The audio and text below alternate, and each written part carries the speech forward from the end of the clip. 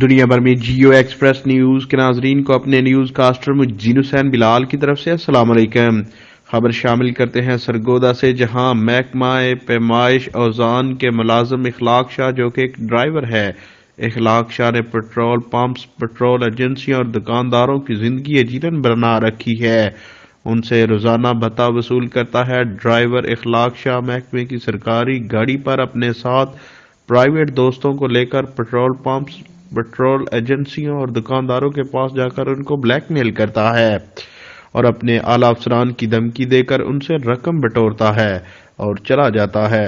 اخلاق شاہ کی black mailing سے تنگ آ کر پیٹرول پمپس ایجنسیوں کے مالکان اور شہریوں نے اعلی حکام اور ڈی پی او سرگودا سے مطالبہ کیا ہے کہ محکمہ پیمائش اوزان میں بطور ڈرائیور اخلاق شاہ کے خلاف سخت قانونی کارروائی کی جائے تاکہ عوام اس بلیک میلر سے محفوظ ہو اور سکون سے کاروبار کر سکے۔